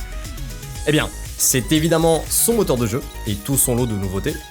Payer des milliers de développeurs pour créer le moteur qui servira à faire GTA 6, ça a un prix. Le moteur de GTA 6 permet de faire des choses qu'aucun autre jeu vidéo peut faire. Déjà parce que ça coûterait très cher, et puis que ça prendrait un temps monstre. Voilà comment on en arrive à 2 milliards côté Rockstar. On a vu beaucoup de brevets déposés, que ce soit pour le solo comme pour le multijoueur. Mais j'aimerais qu'on analyse surtout les dernières technologies qui risquent d'être un standard dans les années à venir pour les futurs jeux vidéo AAA. Dans les technologies les plus impressionnantes de GTA 6, il y a quelques brevets déposés récemment qui n'ont pas fait beaucoup de bruit. Voici ce que j'ai pu en tirer du dernier document officiel de 100 pages trouvable sur internet. Premièrement, les animations seront vraiment très poussées. Que ce soit le ciblage avec des armes, les déplacements, la conduite, la natation, etc. Et tout ça en ayant moins d'animations au total. Ils ont construit ce système qui permet aux animations de s'adapter à la volée. Ça veut dire qu'on aura plus d'animations visuelles sans pour autant surcharger le jeu de code, et ça, c'est très très fort puisque ça laisse de la place pour d'autres éléments. Mais attendez, il y a encore mieux. Les animations multi-personnages seront améliorées, les personnages interagissant plus naturellement entre eux, même en cas de variation. Par exemple, un bras blessé pourra être animé indépendamment sans casser l'intention globale de l'animation. Donc, on en revient à des mouvements plus uniques en général. Ouvrir des bouteilles de tailles différentes avec des gestes qui s'adaptent, des PNJ nettoyant des objets de taille variée de façon réaliste. Si un personnage est poussé, ses mains toucheront précisément son propre torse selon sa forme. Tenir son biceps en fléchissant montre les doigts qui s'adaptent à la taille réelle du bras. En gros, avant, il fallait créer des animations pour chaque étape, et ça demande un temps monstre. Ce n'est plus le cas désormais, car ils ont fait en sorte que le système le fasse lui-même. Un autre ajout est qu'ils ont dissocié la physique et le système d'animation retargeté. Plus simplement, dissocier la physique utilisée pour les collisions et les animations plus détaillées.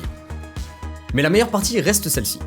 Manger en excès pourrait faire grossir le personnage, sauf qu'au lieu de créer une animation différente pour chaque corpulence, comme Arthur dans Red Dead 2 en version maigre, normale et un peu plus gros, ici, ce nouveau système modifie progressivement le tour de taille et les animations s'adaptent automatiquement aux nouvelles proportions. Le second trailer vient nous confirmer tout ça, avec des tonnes de nouvelles animations. Mais ce n'est pas tout. En rapide, ils peuvent prendre un set d'animations, par exemple pour une femme mince, et l'appliquer à un gros costaud barbu, sans glitch ni clipping. Le système s'adapte à tout selon la morphologie du personnage. Il mentionne même une salle de sport où vous pouvez faire évoluer le corps de votre personnage, même en ligne. Ce système fonctionne aussi avec des détails comme la hauteur des talons.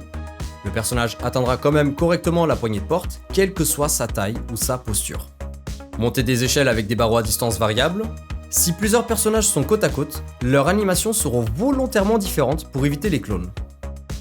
Différentes tailles d'armes pourront être rangées dans des holsters sans clipping. Le système est capable de gérer des entrées dans un véhicule même dans un angle improbable sans que ça ait l'air bizarre. En tout cas, c'est ce qu'ils promettent. Et donc tout ça nous amène au dernier point de cette vidéo. GTA 6 sera une passerelle pour le GTA Online. Rockstar adore tester ces nouvelles technologies dans ses jeux avant de les perfectionner pour les épisodes suivants. GTA Online a énormément servi à ça, et d'une certaine manière, Red Dead Redemption 2 aussi. En fait, GTA 6 est la vitrine attrayante qui donnerait envie à n'importe quel passant de rentrer et de tomber dans GTA Online, le vrai gagne-pain de Rockstar. Surtout que beaucoup de théories sur le net parlent d'une carte beaucoup plus grande. On parle de l'état de Gloriana, et tout part de ce tweet. Visiblement, en tapant cette URL dans le navigateur, on tomberait sur la page de GTA 6. Alors c'est bon, la toile s'affole, la nouvelle carte officialisée par le fait que ça redirige sur le site du jeu. Sauf que ça ne veut rien dire, désolé de casser le mythe. La plupart des sites qui sont dans les GTA, même les plus anciens comme celui-ci dont on a parlé pour GTA 3 au début de la vidéo, ils redirigent aussi sur cette page. Rockstar a déjà déposé quelques noms de domaine comme WhatsApp, une parodie flagrante de WhatsApp, Ridem, parodiant Uber, BuckMe parodiant OnlyFans, Leonida Gouv, des sites de marques de vêtements, etc., etc. Il est probable que ces sites redirigent vers GTA 6. On aura sûrement des pubs, des personnages, voire des missions qui parleront ou feront référence à Gloriana. Sûrement un site internet dans le jeu, mais ça devrait s'arrêter là. Cependant, ce n'est pas improbable qu'on ait de nouvelles zones dans GTA 6, on a vu ça avec les DLC du online de GTA 5. Je pense à Cayo Perico, l'île paradisiaque arrivée en 2020 dans GTA Online. Mais avant de parler DLC, revenons à GTA 6 et parlons de ce que sera l'histoire du jeu. De ce que l'on sait, avec ce que Rockstar nous a donné, on est de retour dans l'une des villes les plus déjantées de la série Grand Theft Auto. Nous incarnerons deux protagonistes, Lucia et Jason. Un couple que le studio derrière le jeu décrit comme deux amoureux qui ont toujours su que la vie ne leur ferait pas de cadeaux. Jusqu'au jour où un coup facile qui tourne mal les plonge dans le côté obscur de la région. Et si vous avez vu le deuxième trailer, vous avez déjà un infime aperçu de ce qu'il sera possible de faire. Braquage de banque, fête sur yacht, bagarres de rue, fusillades, vie nocturne. Et globalement, une Vice City plus vivante que jamais. On y voit d'ailleurs Lucia porter un bracelet électronique dans plusieurs plans, signe qu'elle sort probablement tout juste d'assignation ou de mise à l'épreuve. En gros, ce que ça veut dire, c'est que Lucia et Jason forment un duo criminel et réalisent quelques premiers coups ensemble. Lucia est ensuite arrêtée lors d'un de ses actes. Jason la libère plus tard et ils reprennent peu à peu les braquages, en préparant des opérations de plus en plus audacieuses, ce qui attire l'attention de la police, relançant la traque. C'est l'une des théories sur le potentiel début de l'histoire de GTA 6. Une autre théorie dit que Jason serait un flic infiltré, notamment dans le second trailer. Le gardien de prison semble reconnaître Jason, ou encore que à 1.49, l'homme à droite serait Jason.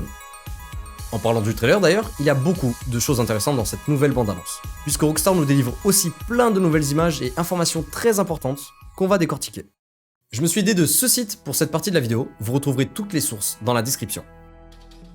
La première scène qui montre Jason qui dit « Réparer certaines fuites » fait référence au fait qu'en début d'année 2023, un hacker s'est introduit dans les serveurs de Rockstar pour diffuser plus d'1h30 de vidéos de GTA 6, projet qui n'avait encore jamais été montré jusque-là.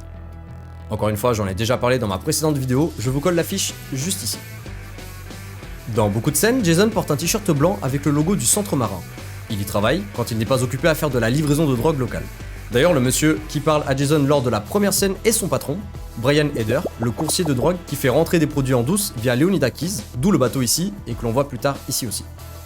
Ici on voit l'associé de Brian et un ami de Jason, Cal Hampton, la femme qui porte une chaîne en or avec les lettres BL et Baelux, la moitié de Real Dimez, un duo de copains de lycée devenus rappeurs et influenceurs.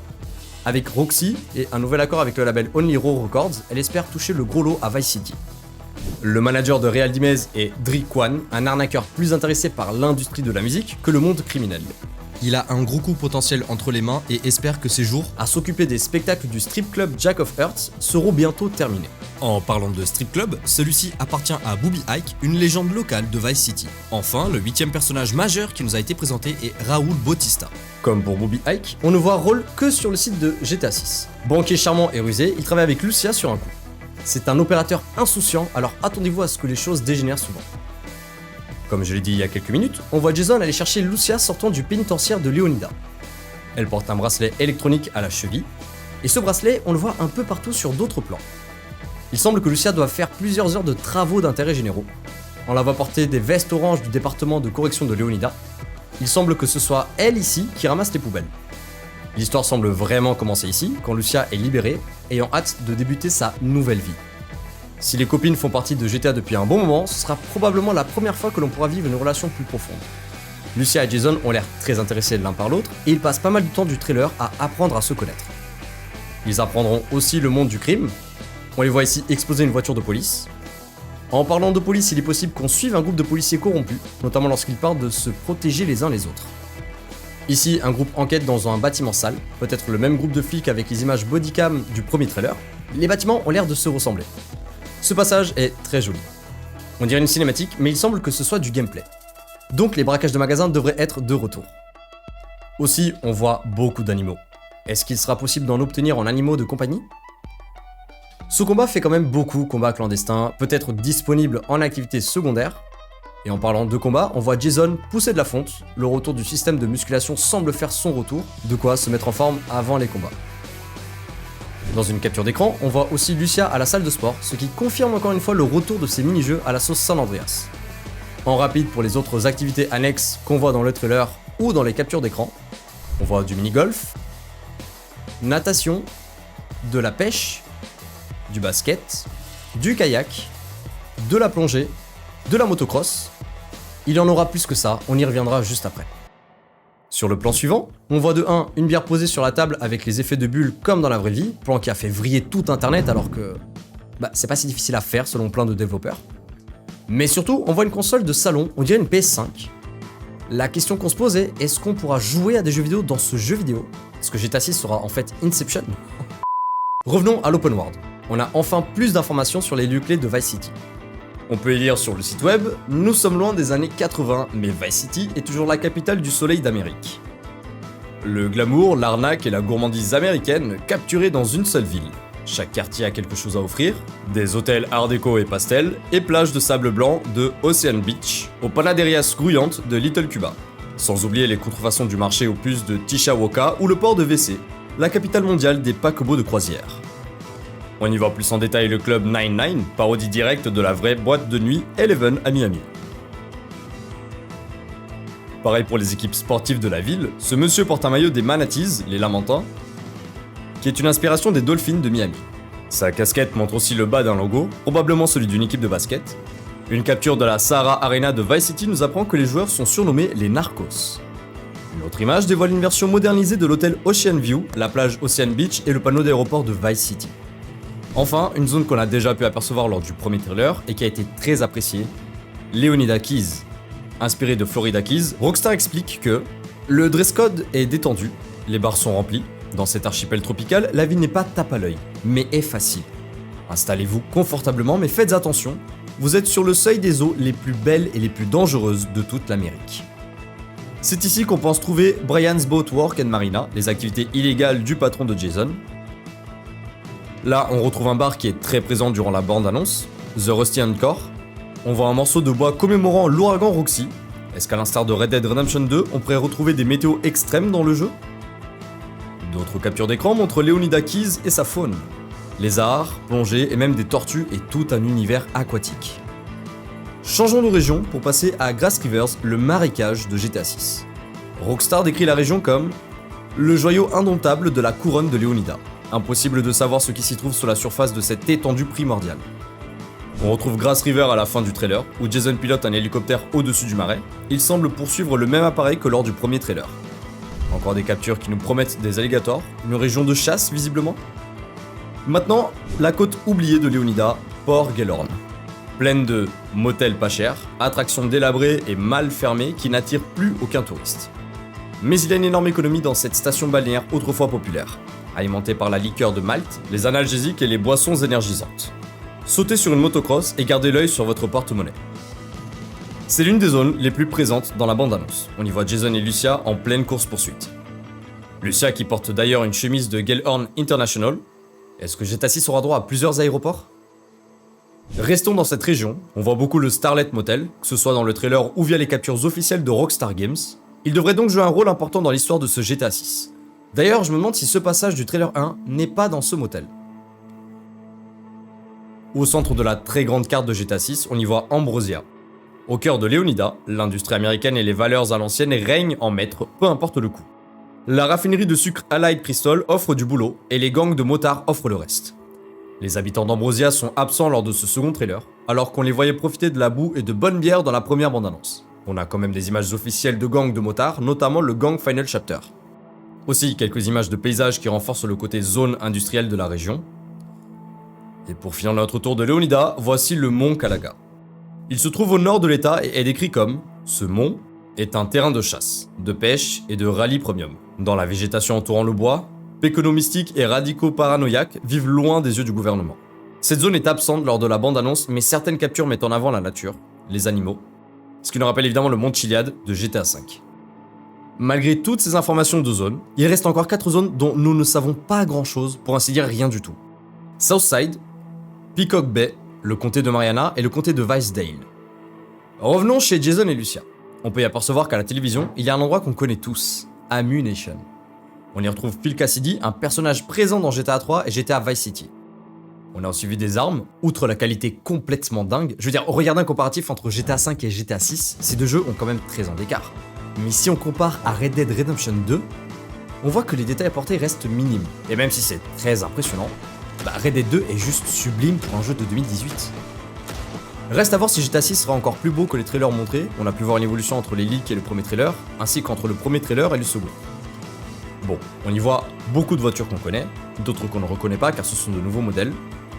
Voitures d'ailleurs qui sont poussées à un réalisme jamais atteint dans le jeu vidéo. On sait aussi que les éléments comme le volant, les sièges ou encore les rétroviseurs sont des objets mobiles individuels. L'écran tactile devrait aussi être fonctionnel, possibilité de changer de poste de radio ou d'afficher une carte GPS entre autres. Pour les radios, attendez-vous au retour de V-Rock, déjà présente dans GTA Vice City. On aurait des styles de musique avec un mélange de rock classique, pop des années 80, compas haïtien, country, funk, disco, bref tout ce qui rappelle Miami et la Floride. On a pu écouter quelques sons dans ce second trailer qui sont, je trouve, très sympas. Aussi, lors des recherches, certains joueurs ont vu que dans ce screenshot que Rockstar nous a partagé, on y voit avec plus de détails ce qu'il y a sur le smartphone de Lucia. Alors oui, il faut plisser les yeux, mais on peut distinguer 4 applications. L'application Messages et Contacts, déjà présente dans GTA 4 et GTA 5, Snapmatic, et une autre application qu'on ne reconnaît pas. Sur ce plan du trailer 1 avec Real Dimez, les fans ont essayé de recréer l'application Snapmatic. L'interface ressemble actuellement davantage à un design fonctionnel pensé pour le jeu, avec une barre d'onglets en bas, similaire à TikTok et Instagram. Et vous connaissez Rockstar et leurs attentions pour les détails. Il semble que les lives Snapmatic présentent une latence entre le temps réel du jeu et l'aperçu en direct sur le téléphone du PNJ. C'est pareil pour les montres. Elles semblent plus avancées que dans les précédents GTA. On dirait une Apple Watch, qui d'ailleurs est présente dans GTA Online, mais avec aucune utilité. C'est purement esthétique. Alors on n'a pas d'infos si dans GTA 6 elles auront une utilité, on sait en tout cas qu'elles donnent l'heure exacte du jeu. La chose bizarre est, dans ce plan, alors que Jason passe avec son pack de bière, la montre connectée de la PNJ s'illumine au moment précis où il la croise. Probablement déclenchée par un capteur de mouvement détectant sa présence à proximité. Pour finir sur cette analyse des trailers et des images données par Rockstar sur le site officiel de GTA 6, on a pu apercevoir des coupes et des barbes différentes pour Jason, ainsi que 29 tenues. Pour Lucia, on a vu 26 tenues différentes. Je sais, ça fait pas mal d'infos à ingurgiter, mais ce n'est pas fini. Il y a encore les activités qu'on a pu voir dans le trailer, d'autres qu'on peut spéculer, et bon, il y a malheureusement ce qui a fuité. En fait, on est déjà au courant de beaucoup de choses. Pour les activités, on a les activités sportives et de plein air, la pêche, qui est une nouveauté pour la série, le golf, le mini-golf, le billard, le basketball, le football américain, à voir si ce n'est pas juste les PNJ qui préfèrent ça, les courses de voitures, bateaux, avions, motos hors terrain, chasse, descente en kayak, plongée sous-marine. Activité physique, expertise et aptitude. Musculation et appareil de gym, donc avec l'évolution du physique et des compétences. Tournoi de combat, du MMA, des combats clandestins. Et sûrement des ramassages de déchets, notamment tout ce qui est travaux d'intérêt général. Activités de loisirs et de divertissement.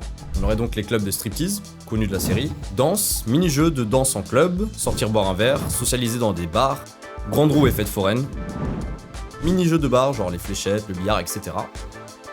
Activités annexes, variées et immersives.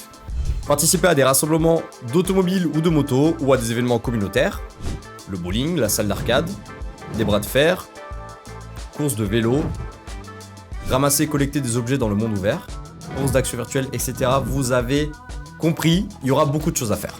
On sait que le monde ouvert aura plus de 500 événements dynamiques, c'est énorme.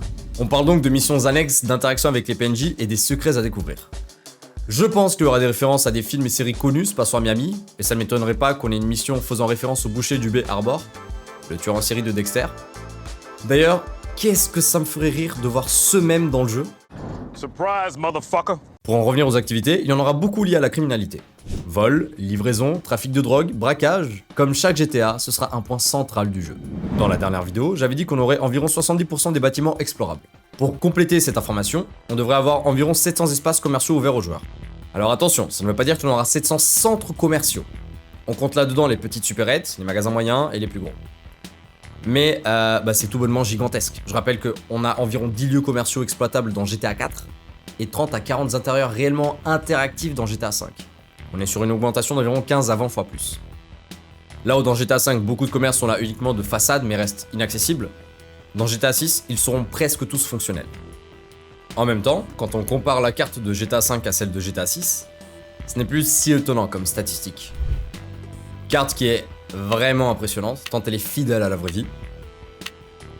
Si je prends un plan au hasard, allez on va dire celui-ci, en fait on est littéralement là. Et c'est vraiment surprenant à quel point quelqu'un qui connaît Miami s'y retrouvera facilement dans GTA 6. Vous le voyez dans les images que je vous fais défiler, mais d'ici quelques années, les joueurs connaîtront Miami par cœur, comme c'est le cas avec Los Santos et Los Angeles maintenant. Je devrais peut-être faire une vidéo où je me balade à Miami avec la carte de GTA 6 uniquement, voir si je peux me déplacer d'un point A à un point B. Je pense que je n'aurai aucun problème à le faire. D'ailleurs, toutes les informations que je vous donne viennent de ce magnifique document de 80 pages que vous pouvez retrouver sur mon Discord. Le lien est évidemment dans la description. Merci beaucoup à l'équipe derrière ce projet qui a fait un travail fantastique et qui continue de mettre à jour le document avec les découvertes et les informations que nous donne Rockstar. Alors voilà ce que nous savons avec ce que Rockstar nous a donné. Ça fait beaucoup d'informations, je sais. Et en même temps, depuis 2013, Rockstar a dû se concentrer déjà bientôt 13 ans sur cette suite. Enfin... non. Plutôt fin 2019. Car on sait que l'histoire de ce GTA 6 a été réécrite 4 fois. Je ne parlerai pas du projet America et de ce que devait être ce GTA 6, je l'ai déjà fait dans la précédente vidéo. Cependant, je dois vous souligner que l'écriture de GTA 6, en l'état, a été fait sans Dan Houser et Leslie Benzies. Ils sont partis lors du développement de GTA 6 et donc avant l'écriture de ce scénario avec Jason et Lucia. Je rappelle qu'ils étaient les 3 têtes des GTA et ce depuis GTA 3. C'était pas anodin si j'ai commencé cette vidéo en parlant de GTA 3 et non de GTA 1. Voilà pourquoi certains fans ont peur de perdre cette essence de GTA et comme on l'a vu avec GTA Online, c'est devenu bien plus du n'importe quoi sans réellement faire passer de message. Bien sûr, écrire des missions pour le mode solo ou pour le mode online sont 2 choses très différentes. Pourtant, je ne suis pas le seul à avoir remarqué l'absence de quelque chose lors de la deuxième bande-annonce de ce GTA 6. Pour vous expliquer en détail, je dois revenir sur 2 choses. Premièrement, le GTA RP. Un grand classique maintenant sur PC, les joueurs veulent faire du roleplay avec le monde de GTA. Car il a tant de détails et de liberté qu'il permet de créer toute une histoire et un univers qui nous est propre. Vous vous doutez que sur console, c'est très limité puisqu'il n'y a aucun mode qui permet de faire ça. Rockstar ayant acheté les modeurs FiveM et RedM, il est possible qu'un mode GTA 6 RP soit intégré à la sortie ou plus tard au jeu sur console et PC. Cette information a été renforcée quand Rockstar a posté une offre d'emploi pour le poste d'un Senior Product Manager qui a pour mission de structurer une création économie. Donc tout ce qui touche à la gestion de contenu généré par les utilisateurs, le développement de serveurs personnalisables, la monétisation et la visibilité de ces contenus, notamment par des vidéos ou plateformes de streaming. En d'autres termes, on pourrait avoir un système à la Roblox Fortnite intégré directement dans le multijoueur. Rockstar sait que la longévité de GTA est en partie grâce au RP du jeu. S'ils veulent que GTA 6 s'écoule tout autant, ils doivent mettre tout en place pour réitérer les presque 230 millions de copies vendues de GTA 5. Je rappelle que le RP va à l'encontre même d'un mode histoire de GTA. On est loin de nos personnages déjantés qui volent des avions à la base militaire. Le RP se rapproche bien plus d'un Sims par exemple que d'un GTA. Et c'est en partie ce réalisme qui vient toucher l'essence de GTA. La deuxième chose est, les fans veulent du réalisme au-delà du RP. Je m'explique, certains veulent qu'on ait un niveau d'essence dans les voitures. D'autres veulent que les camping-cars soient réellement utilisables. Beaucoup demandent une conduite beaucoup plus réaliste, pareil pour les bateaux avec des courants, une inertie réaliste et amarrage. Encore un post récent disant que GTA 6 pourrait avoir un système d'airbag puisqu'on y voit les étiquettes collées sur les pare-soleils des voitures.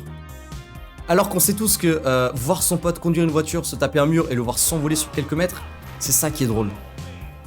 Enlevez cette mécanique et vous avez un j'apprends à conduire simulator.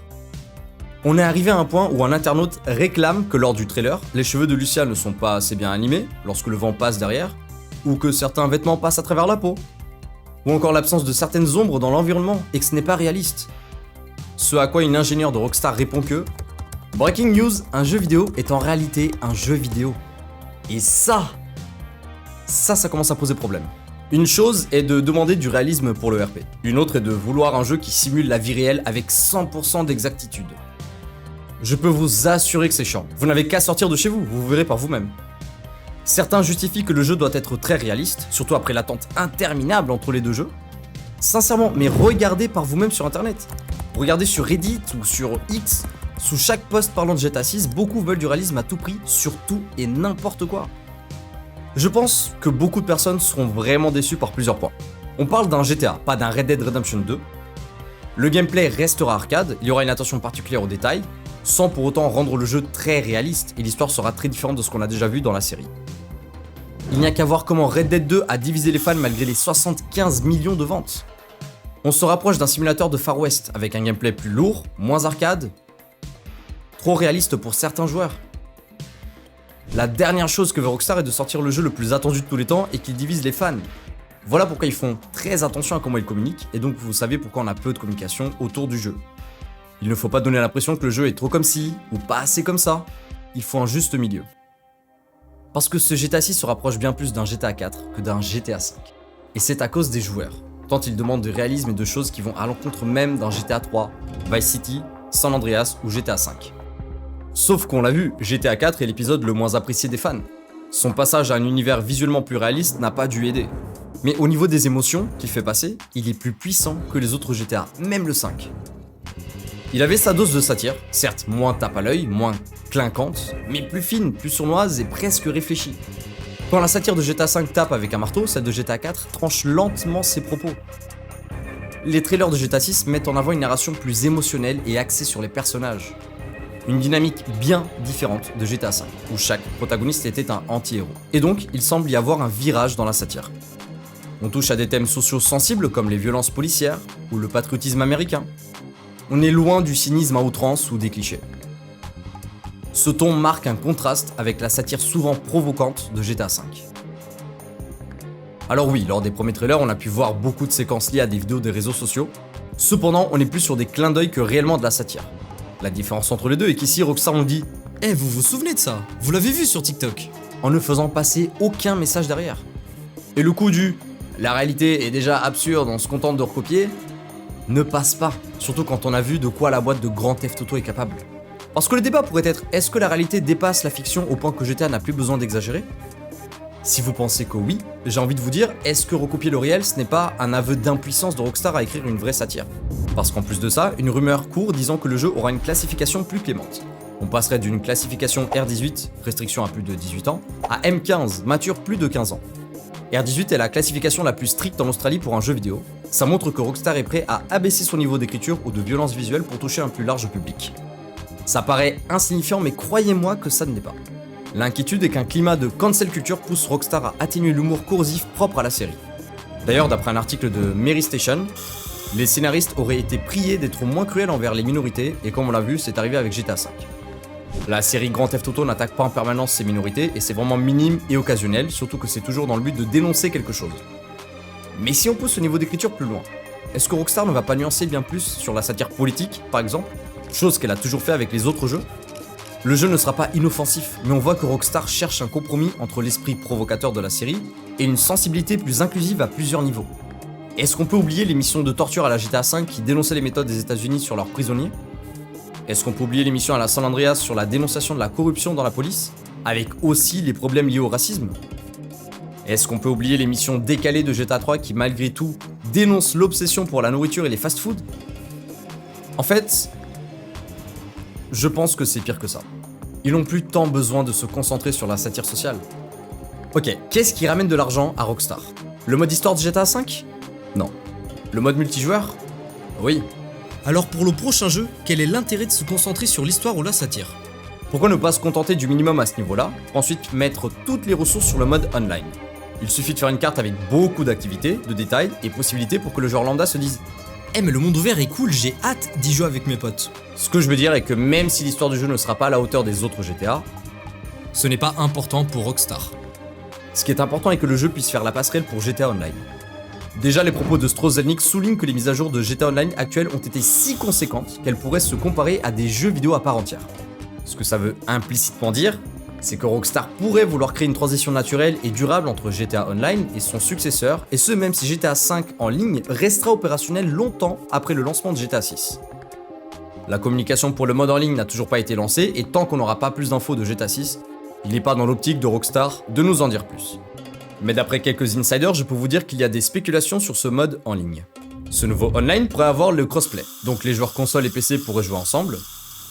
Des mondes dynamiques évoluant dans le temps, comme cette énorme tour dans GTA V qui est en travaux depuis le début du jeu, dans le online, une tour comme celle-ci pourrait être en travaux, puis plus tard construite, voire même accessible pour des appartements ou des missions. On aurait aussi du contenu généré par de l'IA.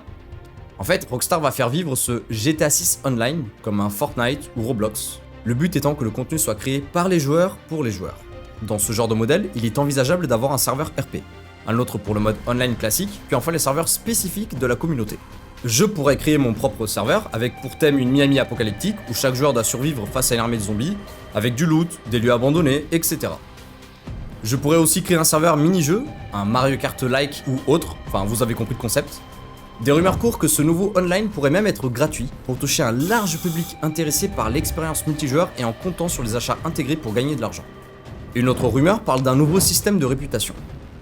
Les décisions, affiliations et activités influenceront la réputation de notre personnage dans le monde, un système plus complet que la simple accumulation de missions de GTA Online actuel.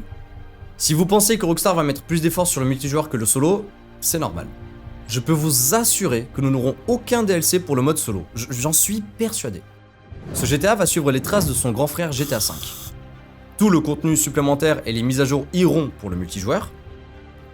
Et j'en vois certains venir me dire que GTA V a subi plusieurs mises à jour solo, que ce soit pour les sorties next-gen ou comme récemment une mise à jour graphique. En fait, ces mises à jour ne viennent pas ajouter du contenu à proprement parler.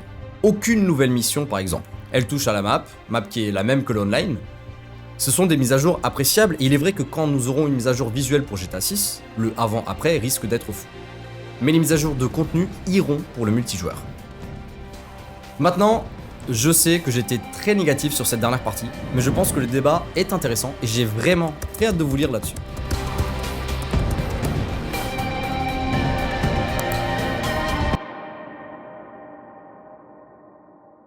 Alors, avant de conclure, j'aimerais finir par quelques points plus légers sur cette vidéo.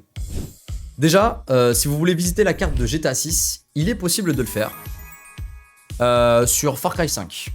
Je rigole pas, tenez, regardez ces images. Un gars s'est amusé à refaire la map du jeu sur Far Cry, et n'importe qui peut la tester. Tapez ça sur Google, et vous pourrez voir à quoi potentiellement ressemblera le prochain jeu de Rockstar. Il y a même la maison de Jason, je vous laisse aller voir ça. Une autre information qui m'a fait rire, Lewis Hamilton prendra un jour off pour GTA 6. Quoi? Ok, là où je veux en venir, c'est regarder l'impact de ce jeu sur les gens. Certains font des documents de 80 pages en analysant chaque pixel du trailer. D'autres refont entièrement la map du jeu sur un autre jeu. Des célébrités attendent impatiemment GTA 6 comme un enfant attendrait Noël pour ouvrir ses cadeaux. Certains font des vidéos de plus d'1 heure pour débattre avec la communauté. Ce que je trouve fou est de voir ce que les gens sont prêts à faire pour GTA 6. Comme ce mec, qui a eu un élan de motivation pour arrêter de fumer, comme ça il pourra rester en vie pour jouer au jeu.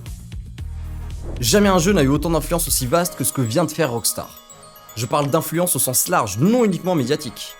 GTA 6 n'est pas encore sorti que les joueurs rêvent et spéculent sur ce qui sera possible de faire, de visiter, de jouer. Je n'ose même pas imaginer le 19 novembre 2026 autour du monde. Est-ce qu'on aura le droit à des images similaires à la sortie de GTA 5 ? Est-ce que les gens vont faire la queue des heures et des heures, comme si on était à la sortie d'un nouvel iPhone ?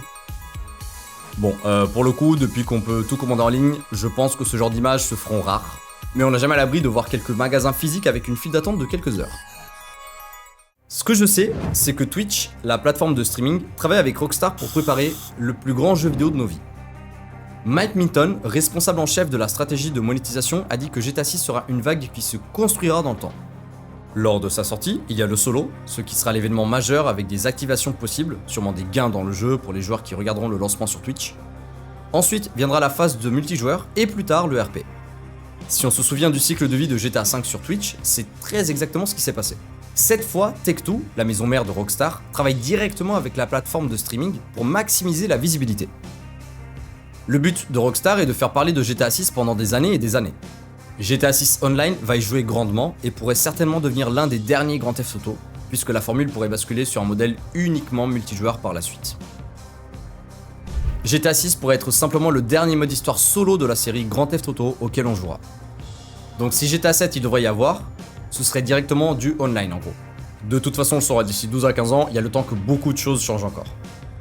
Pour parler chiffres maintenant, GTA 5 a fait 800 millions de dollars en seulement 3 jours de commercialisation.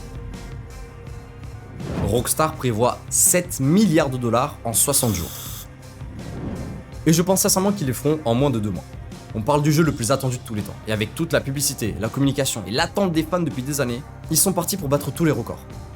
On risque d'être bombardé de partout, puisque récemment Rockstar a publié une offre pour un motion graphic artist, pour faire de la pub sur internet, les réseaux sociaux, la télévision et des campagnes cinéma. Autant vous dire qu'il sera impossible de passer à côté du jeu. Strauss Zelnick a dit vouloir privilégier les publicités authentiques et uniques, comme avec ses pubs pour GTA 5 et Red Dead Redemption 2. J'ai hâte de voir comment la ville de Miami prendra les couleurs du 6ème opus de la saga, de voir les grands panneaux urbains accrochés à des gratte-ciels immenses, de voir un métro avec un habillage publicitaire, de voir des murs entiers peints façon Vice City. Il ne reste plus que quelques semaines avant la découverte du jeu, et j'espère sincèrement m'être trompé sur cette perte d'essence de la série. J'aimerais voir Rockstar se moquer du système, de la politique, des gens, de tout. Je ne veux pas d'un jeu qui n'ose plus, ou pire, qui ne le fait qu'à moitié. Je veux revivre ce moment comme je l'ai vécu avec la sortie de GTA 5, jouer des heures à faire n'importe quoi en ville, me balader, regarder les détails du jeu, de la carte, regarder sur internet les gens s'émerveiller devant l'histoire du jeu, s'attacher à des personnages. J'aimerais découvrir ce que la carte a à nous offrir, me taper des barres devant le jeu, comprendre qu'une mission est en train de dénoncer le mal qu'on est en train de faire, bref, j'aimerais découvrir un jeu qui soit Grand Theft Auto. Alors voilà, il ne reste plus qu'à attendre le jeu, le plus attendu de tous les temps.